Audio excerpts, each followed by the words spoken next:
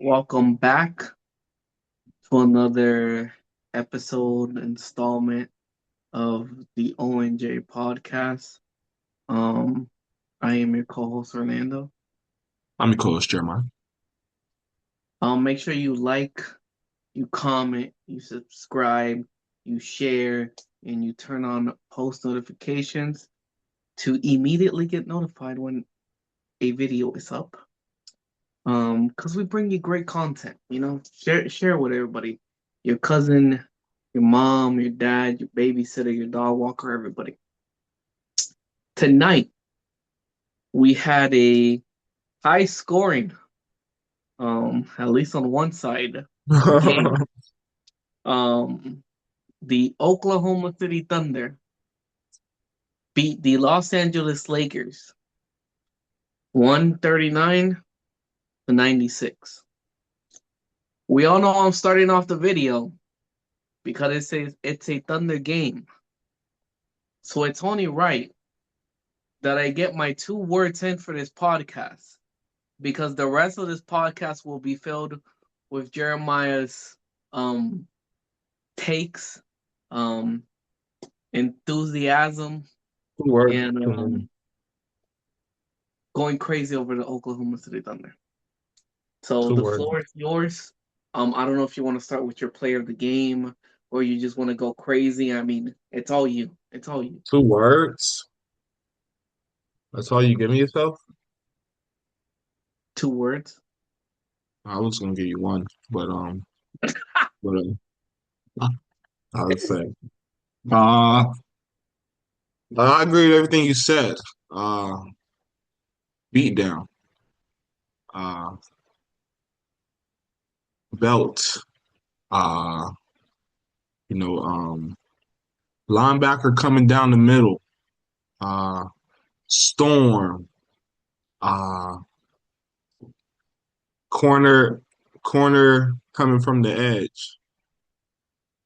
I just named you 3 types of blitzes. This was a blitz, a straight blitz from tip off all the way to the buzzer at 0 in the fourth quarter. As Orlando said, this was a 43-point loss for the Lakers. This was an exciting. I was hoping this would be an exciting game. This was our first Lakers game of the season to kind of thoroughly like analyze a bit, and this is what we got. Um, Most importantly, prayers up to Luka. Hopefully he's all right. Hopefully that hamstring isn't uh too bad, and uh, the way the announcers are talking, it seems like he might be done for the season, and just saving for playoffs. But from an OKC perspective, though, when Lou Dort is hitting threes, the Thunder are like nearly unstoppable. I mean, he just opens up another level that the team could play at. Um, like Lou Dort's hitting threes, and then the team is still doing everything else that they already do well, playing defense, moving the ball well. Not playing hero ball. You know, uh, playing off the ball, even off the ball. Playing the passing lanes, predicting what's gonna happen. You've played a lot of basketball. So, like, to kind of just take that wheel and take that initiative, like, hey, I know what this set looks like. Let me try to jump the passing lane. You know what I mean? That creates momentum, and that momentum just gets contagious. Throughout the whole roster, and that's what happened tonight. That's what happened tonight. You know, um, like I said, Ludor had a great first half. Great first quarter. 11 points in the first quarter. Nothing more you could ask. And then, the MVP, is able to just come in after that and fill in where he needs to, right? Also, and then also J-Dub as well. And then, Isaiah Joe, 20 points, 7 of 9, kind of left off where Lou Dort kind of stopped at. Lou Dort maybe wasn't as active as a shooter as I mean, as he could have been. So, hey, Isaiah Joe will fill in. Hey, I could drop 20 in 13 minutes. 20 points in 13 minutes. What are we talking about? Okay. The Lakers had no answer. No answer at all. Poor JJ Redick, poor LeBron. Uh, it's gonna be a tough mind the game podcast going over this film. It's bad when they had to put Bronny in early in the third quarter.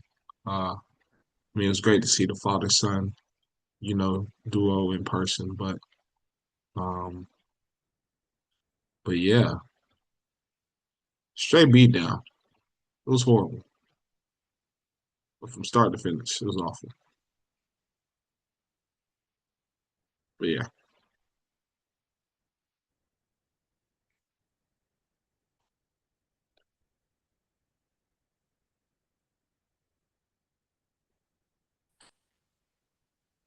But yeah, I mean, it's just a straight up beat down. But I mean, what was your take? I didn't even give my player of the game. That's just how bad of a game it was. But just what are your thoughts? On what did you see tonight?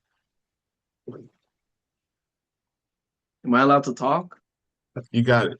Floor is Like yours. you, Floor you, is you said yours. one word. I feel like the introduction was the one word I got. But Floor is yours. I mean, I don't think there's anything I could say about OKC that we haven't said in previous videos and that you haven't said now. I mean, they are the defending champions with the MVP. They are a team who plays the full 48 minutes. Um, from top to bottom, from their starters to their third strings, they will play 48 minutes. Um, so shout out to them. The Lakers, there was just no coming back. Like you said, when Luthor starts hitting 3 pointers in the first quarter, years that was the determining factor for them.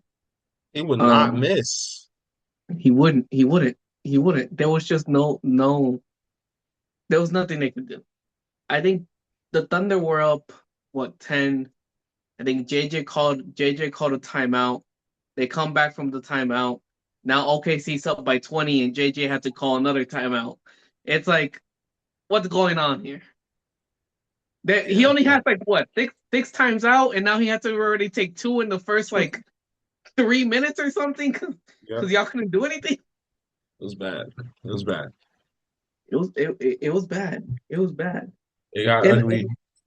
a lot of it, it's just their defense just isn't there too for the Lakers. Mm-mm. Um, I don't, and obviously, we haven't watched too many Lakers games, because the NBA decides to put them at like 9, 10 o'clock at night, and some of us, live on the East Coast and have work in the morning. Mm-hmm. Um, so sadly, we can't watch too many of those games. Um, but I would like to see how their defense is in obvious games. Obviously, they've had what they were on like what 10, 9 game winning streak, something like that. Um, Yeah. So obviously they're a great team. Today it was just a terrible showing for this team. Poor defensively. It didn't seem like they wanted to get back on defense. Um, and also very early. I don't know if maybe this played a factor into it. Obviously, Luka had that hamstring that he went down with, but I think early in the first quarter, he was kind of leaning towards that hamstring a little bit, showing that it was hurting. And also Austin Reeves, you saw as soon as the game started, he kind of was grabbing his back after every possession. So hopefully he's good. But I wonder if maybe it's taking the amount of games and the winning streak has kind of taken a toll on their bodies. Yeah. Because that's really kind of been the kind of the story, right? They're starting to get healthy. You know what I mean? Which resulted, in the win streak that you were referring to. I think maybe they won like I don't know, like maybe 12 of the last 13 or something like that, or 11 of the last 13. Something like it's an insane number. But they've been putting together some wins, especially late in the season. But to see two of your best players kind of go down like that is definitely it definitely hurts. Um, LeBron though, like LeBron wasn't as dominant, you know. Now he is 40 years old, right? But he's out there though, right? Like he 41? Dang, I mean, 41. might as well 41. be might as well be 50. Jeez. But like, No, you know, he I should have given my player of the game to LeBron James because I think last time I gave it to DeAndre Jordan for being 37 and being the starting center. LeBron James 41 for being the starting like small forward. So come that's my on. player of the game. And he's still out there hooping, you know what I mean? Like that block on Kason, like I mean, he's still got the hop, still got the athleticism. You know what I mean? Like he almost tried to poster I think that was Jalen Williams maybe. Somebody, He but like, had you know, he had I forgot who he blocked, but he had such a clean block. I think it I always was like seeing LeBron's blocks because they're just so smooth and out of nowhere. That's I a think it was beautiful part of the Kason. game. Yeah, I think it might have been Kason, but I mean the Lakers, they're spooky though. They're like and spooky not in a good way. I mean, it's just I don't know, they don't really have enough. But they have an amazing record though. But I just think, you know, for what they need, I think they definitely just need their star players to commit on the defensive end. You know what I mean? Especially against a team like this. I think you got to show some type of effort. You know what I mean? You can't just be you know, next play up or next like offense defense type of you know that like I have the ability to kind of impact us offensively, so I don't really gotta like try on defense. Like I don't think the numbers are really gonna add up because you're not gonna score every time down the floor, right? So why not try to compete on the defensive end, just to kind of balance out a little bit. I mean, that may have, brought the 40-point lead down a little bit, but um yeah, it was tough though. It was tough to watch. It was interesting though. Very, very interesting. What are your thoughts on? Do you think Jared Vanderbilt needs to play more? Like with it seems like with Reddick's style, like he's unplayable. And I didn't think it would get to this point where Which was he's like it was very interesting. he's like not in the rotation at all. Yeah, it was interesting because I think when they first got him, I think I think you would think he was going to be a big part of the Lakers, and now he's just completely out of the rotation, which is Right? honestly something I didn't see coming. I didn't Um, see that coming at all. yeah, so it's very interesting. Um, and I wonder why, like deep down, why. Because it gotta be something. And the Lakers are probably missing Marcus Smart as well. He was out with an ankle Huge. injury. So he's definitely a big part of kind of what they do, especially from a defensive Defense. identity perspective. You That's their know, whole defense. yeah, it was tough though. I mean, OKC, they definitely came to play though. And I mean, to just not everybody kind of not having to play too much. Shea played 30 minutes. You know, securing that MVP. With Wemby, coming together with back-to-back 40-point games. So Shea just out there, securing that title. But yeah, I mean, great team win overall. Everybody did their part, and like you said though, the full 48 minutes, and Stan Van Gundy I brought it up too. And what I like there was that when Hartenstein, I think he got called for a foul when he contested straight up, and then I believe Coach Dagnall challenged that. But I mean, and you would think like, you're already up 30, like why challenge it, right? But like the full 48-minute thing, right? Like let's yeah, we're up 48 minutes, but let's not get satisfied. You know what I mean? Like, hey, like that's a foul.